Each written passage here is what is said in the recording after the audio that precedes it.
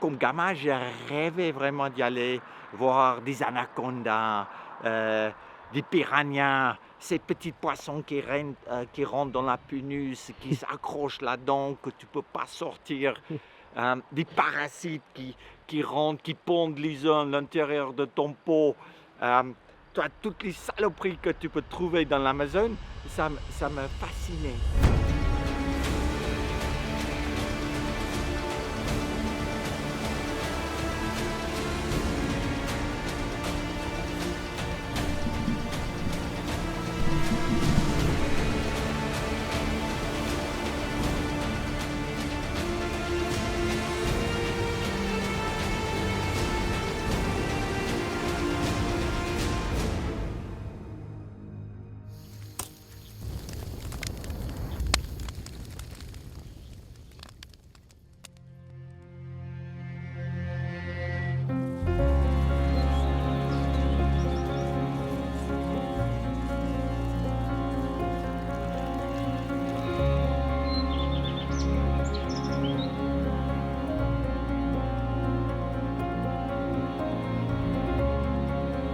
Voilà, bonjour tout le monde. Aujourd'hui, je veux vous amener dans la cave d'Ali Baba où je garde tous mes matériels que j'ai utilisés en fait pendant les dernières 20 ans d'expédition. Et aujourd'hui, je vais vous montrer les matériels de ma première expédition. C'était la descente de l'Amazone en hydrospeed, un peu à la nage. On y va. Derrière les portes là, il y a une autre porte. C'est un peu caché. Et là, vous avez un privilège énorme de rentrer avec moi dans un endroit où il y a des trésors et le savoir-faire de 28 ans d'expédition. Ça va être intéressant ça. Voilà. La caverne. La caverne. Bon, on leur a déjà montré un peu la semaine passée. Hein. Ouais. Vite fait. Écoute, aujourd'hui, il faut que je trouve d'abord un peu du matériel que j'ai utilisé il y a 28 ans. On va commencer.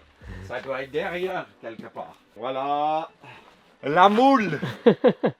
C'était la moule originale que j'ai utilisée pour faire mon hydrospeed. Le vrai. C'est vrai. Ça, c'était quand j'ai battu les records du monde en passant une cascade de 22 mètres tout en avant en Costa Rica. Et puis j'arrivais au fond des cascades, il y avait seulement 1,5 mètre d'eau. Wow. Et puis c'était avec cet hydrospeed là. Voilà, mes filles sont là. Qu'est-ce que tu lui montres? Je veux montrer un peu aux gens tous les matériels que j'ai utilisés, comment j'ai développé mon hydrospeed.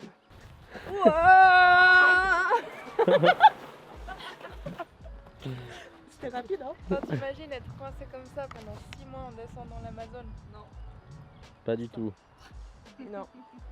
Et tu floppes, et t'as toute ta vie là-dedans. C'était quoi? C'était 6 mois la descente? Ouais, la descente a pris 6 mois. Et puis, c'était plus que 7000 km à la nage et presque 600 km à pied de trouver la source de l'Amazone. Et ça c'était ta maison là-bas pendant 6 mois, ça veut dire?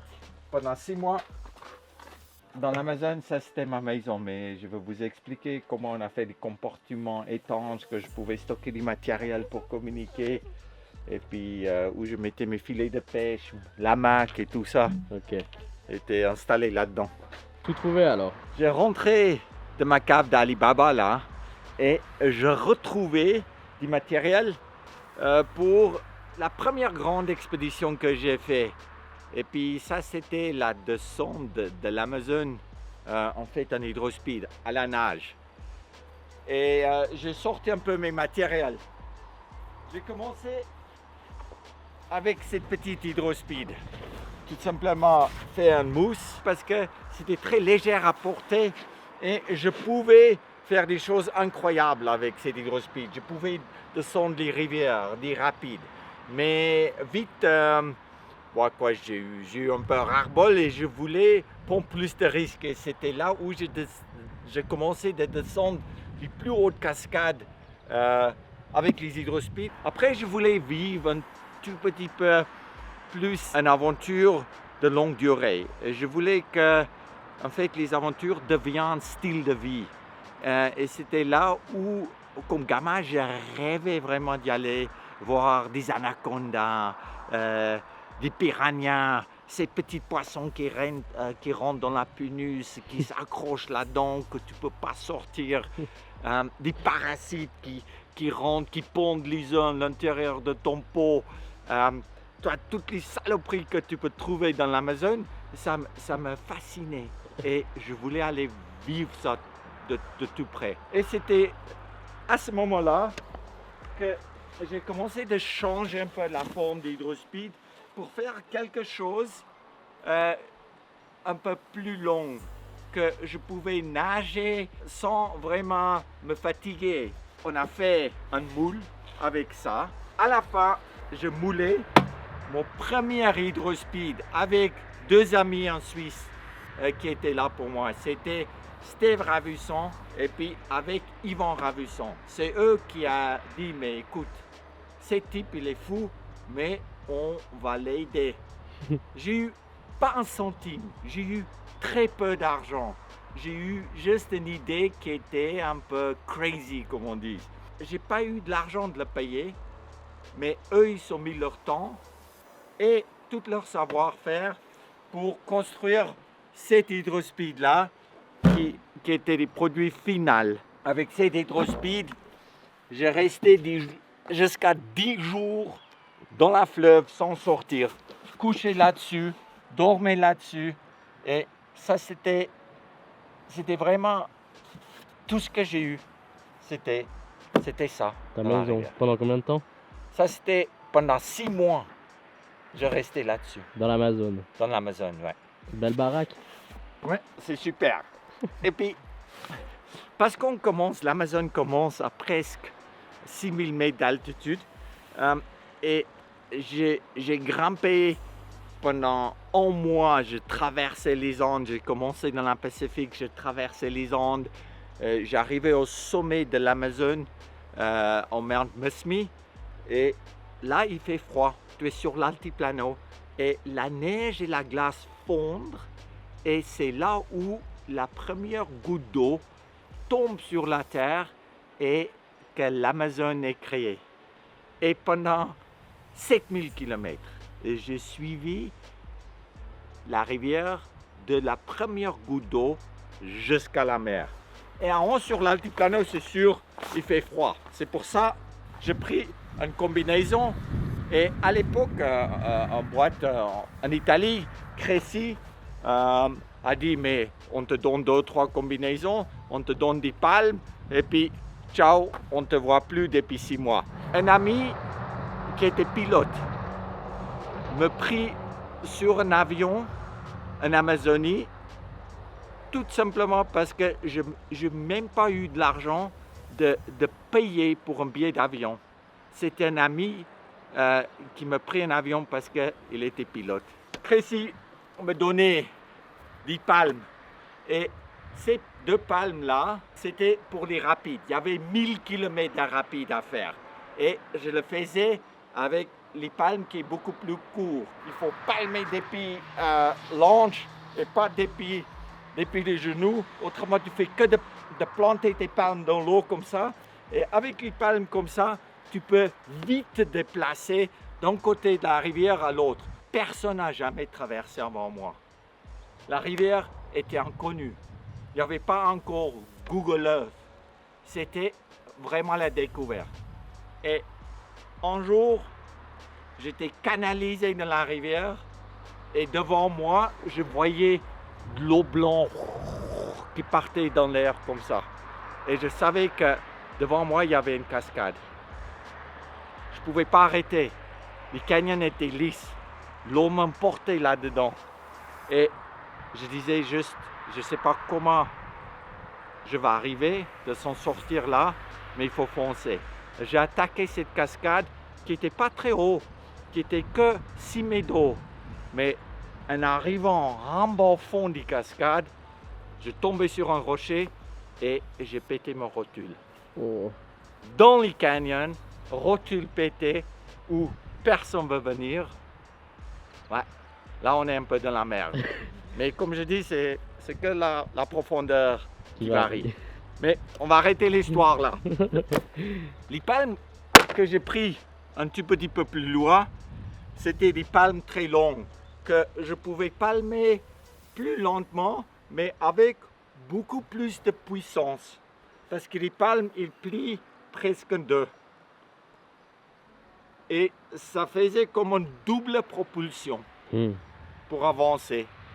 Et c'était avec ces palmes-là que j'ai attaqué les dernières 6000 km jusqu'à l'Atlantique. Mais comment t'as fait avec ta rotule? Ouais, Quand t'avais la rotule pétée. j'ai resté 5 jours sur la berge de la rivière. Ces 5 jours, j'ai pas trop bougé. Et puis, je savais très bien si je restais là, il n'y a aucune chance de s'en sortir. Ça veut dire que j'ai décidé de rentrer au nouveau dans la rivière et de vraiment isoler les genoux. C'était cette Sam Splint là. Ça, c'est, il y a du métal à l'intérieur. Et avec ça, tu peux faire quelque chose qui soutient ton genou. Et j'ai pris toujours des cordelettes où je pouvais facilement attacher mon Sam Splint Autour du genou. autour de mon genou. Et ça isole en fait un os cassé. Tu peux même faire, quand tu as un bras cassé, tu peux le former comme ça et attacher comme ça pour les blessures qui est nuque, où tu dois vraiment stabiliser un nuque qui est cassé. Tu peux le faire avec cette Sam Splint comme ça. Et c'est vraiment quelque chose pour moi qui était très important. J'ai commencé à voir un peu après comment je peux porter des minimums de matériel avec moi. Et j'ai commencé par un sac qui n'était pas du tout étanche, mais un sac qui pouvait laisser rentrer de l'eau et qui pouvait laisser sortir de l'eau. Et je disais, mais si je prends un sac à dos étanche et puis je le perce dans l'Amazone ou je le frotte contre les cailloux après 6 mois dans l'Amazone et l'eau rentre, tout mes matériel à l'intérieur de mon sac étanche traditionnel qu'on roule comme ça pour faire l'étanchéité, il est foutu. C'est pour ça que j'ai décidé de baser mon sac sur un sac comme ça et ça me donnait ces produits-là. Et à l'intérieur du sac, j'ai eu des bidons étanches comme ça. Et ces bidons, on ne peut pas percer. On regarde, cette bidon a descendu de l'Amazone 6000 km et 1000 km de rapide avant. Et ce qui est important, c'était quand tu ouvres ton bidon, tu as besoin de quelque chose qui est là-dedans, que tu ne perds pas la couvercle. C'est pour ça que j'ai toujours attaché les couvercles. Et ici à l'intérieur, je mettais des médicaments, je mettais mes matériels de communication, je mettais mon stylo, mon appareil de photo, un peu de ration de nourriture. Et j'ai eu 2 bidons étanches comme ça qui rentraient parfaitement de mon sac.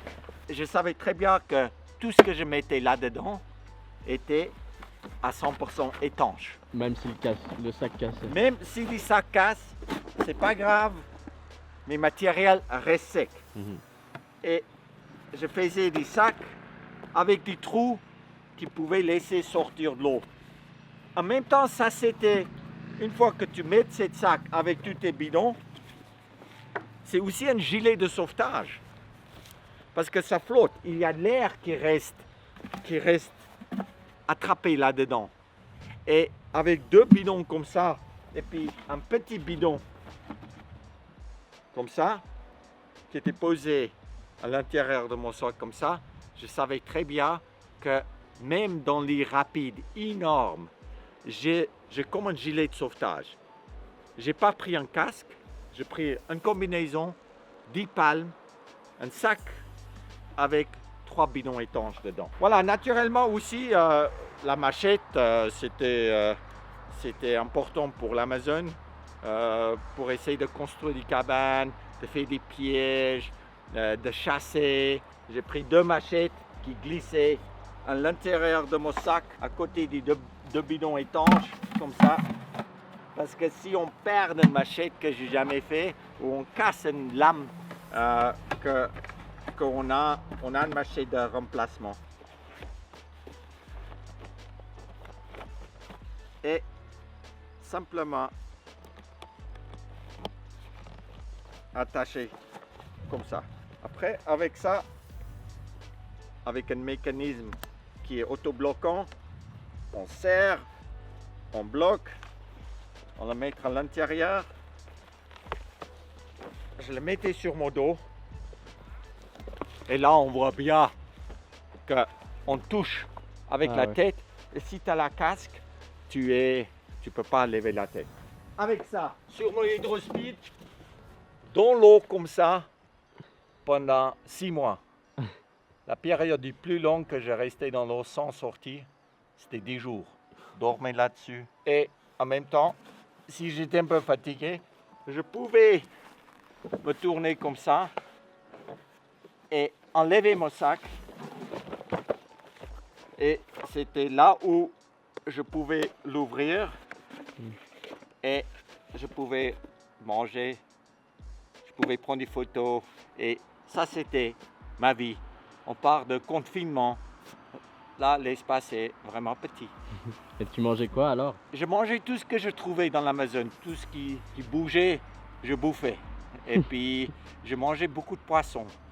Mais j'ai essayé toujours de rester environ 5 à 7 jours dans l'eau. Et après 7 jours, quand j'ai eu plus de nourriture dans mon sac, c'est là où j'ai parti dans la jungle pour aller chasser. Et pendant 3 jours, je nage pas, je reste dans la jungle, je fais des pièges, pêche pour choper des poissons, je chope des petits caïmans, des crocodiles, j'attrapais des poissons avec mon filet de pêche que j'ai mis dans l'eau où je dormais. Dans les compartiments étanches, j'ai eu comme un petit sac de couchage en soie parce que ça sèche très facilement et c'est un peu coupe-vent. Quand on est dans l'eau très très longtemps, on a vite froid avec des vents. Et puis dans ces compartiments, je mettais un filtre d'eau, un filtre Katadyn que je pouvais filtrer de l'eau si jamais j'ai tombé malade. Et j'ai bu souvent et la plus grande partie de l'expédition de l'eau directement depuis la rivière. Et puis parce que mon estomac était vraiment habitué à boire de l'eau de l'Amazon. Et à l'époque, l'Amazon n'était pas aussi polluée comme aujourd'hui. Il n'y avait pas autant de chercheurs d'or et tout ça. C'était, il y a 30 ans, c'était encore sauvage. C'était l'eau qu'on pouvait boire. Aujourd'hui, c'est plus pareil. Ici dedans, naturellement, il y a des moustiques. Dès qu'on arrête, et puis on va chasser, il faut être confortable. Et puis je mettais ces petits filets de moustiques autour de ma tête que je pouvais vivre tranquillement. Et ça a vraiment sauvé ma vie avec ça. Mais quand tu étais sur l'eau, tu mettais pas ça? Sur l'eau, il y a moins de moustiques. Okay. C'est des moustiques qui n'ont rien à foutre sur l'eau. Ils sont plutôt là où il y a l'ombre, des zones humides, un peu la terre, des marécages, des feuilles, des pourritures de végétation. Tu le trouves plutôt là. Mais le plus grand problème aussi dans l'Amazon, c'était la malaria. Il ne faut pas le choper. Ça veut dire que je mettais l'argile en fait sur mon peau pour d'abord sécher mon peau. Parce qu'après 5-6 jours dans l'eau, tu pourris. Et puis, je faisais comme ça après 5 jours dans l'eau et mon pot, il partait. Et la seule manière de protéger après contre les infections et des piqûres de moustiques et des parasites qui pendaient les os à l'intérieur de moi, on voit là, il y a un parasite qui a rentré, que j'ai coupé, que j'ai enlevé. Parce qu'il vibre, en fait, il vibre à l'intérieur de ton pot. Et puis, tu veux que de gratter, mais il ne faut jamais gratter. Il faut jamais gratter parce que c'est là où tu as beaucoup de bactéries qui rentrent dans ton pot. Il faut toujours un peu frotter. Si vous avez des piqûres d'insectes ou tout ça, évite vraiment de gratter et frotte un peu ton pot où il y a une irritation de peau. Et quand tu sentais que c'était dessous, tu coupais. Ouais, Là, tu as coupé et tu as enlevé. Quand je sentais qu'il vibrait et tout ça, et puis quand je ne pouvais plus le supporter, j'ai coupé avec mon couteau juste un petit entaille. Et puis là, je l'ai chopé par la tête et puis gentiment, avec une allumette, tu peux prendre 2 allumettes, tu chopes la tête un peu et tu le tires comme un tenaille, un peu gentiment. Mais il ne faut pas que tu le tires trop fort, que tu arraches la tête, parce qu'autrement, il pourrit à l'intérieur de toi et là, tu vas choper des infections. Ah, puis, alors là, j'ai trouvé une pièce. Ça, c'est un trésor. Ça vient d'où? Ça, c'est du Pérou. Montre. C'est là où j'ai commencé mon expédition. Ah, elle est restée là un moment, elle. Incroyable. Wow. 91. Trop marrant. C'est pour ça, c'est ma petite porte-bonheur. Hop. On va la remettre dedans. Et ici dedans, j'ai stocké tout ce qui était filtre d'eau. J'ai stocké mon petit sac de couchage en soie. J'ai stocké mon hamac, mon filet de pêche et tous les matériels qui étaient un peu mouillés mais pas trempés. C'était aussi toujours bien de bien le fermer, que l'eau ne rentre pas. Parce que dès que ces compartiments ici remplis avec de l'eau, tu n'as pas la flottaison et puis ton hydrospeed devient extrêmement lourde. Et puis après, tu dois vraiment pédaler pour arriver quelque part. Tu faisais pipi et caca dans ton... Oui, tu sais, dans l'Amazon, il y a cette petite poisson, c'est un parasite, un poisson de chat parasite, qui nage et puis il a un nez très long. Et puis dès que tu fais pipi dans l'eau, si tu enlèves ton pantalon et tu fais pipi dans l'eau, il peut rentrer dans la pénus comme ça. Et puis après, il a les écailles. Et si tu veux le retirer, il ouvre ses écailles comme ça et puis s'accroche. Oh. Et puis avec un mouvement de péristaltique, un mouvement, il avance. Il va plus profond, il va plus profond, il va plus profond à l'intérieur de toi. Et la seule manière de l'enlever, c'est vraiment de faire une opération, d'y aller à l'hôpital. C'est pour ça, moi j'ai toujours fait pipi dans mon pantalon. J'ai pas eu énormément de nourriture, j'ai pas eu beaucoup à manger. J'ai chié très peu. Chier, c'est presque une perte de temps. C'est quand tu manges trop. Et moi, il n'y avait pas grand-chose à manger. Et comme ça, je chiais très peu. Tu as dû perdre beaucoup de poids. Oui, j'ai perdu énormément de poids pendant la descente de l'Amazon. Ici devant, dans l'hydrospeed, où on voit cette ouverture, je mettais mes appareils photo, des caméras vidéo, et voilà. Il y a encore une pièce. Ah ouais. Regarde ça. Ça c'est quoi? 10 centimes. 10 centimes. Ça revient? Ça c'est brésilien. J'ai pas pris beaucoup d'argent, on se voit, parce qu'à l'époque, j'ai été soutenu et j'ai été sponsorisé juste avec du matériel. Et je savais très bien que si je pouvais chasser et savoir survivre dans la jungle, ça va me coûter rien. La nature va me fournir à manger. Et comment t'as appris à survivre?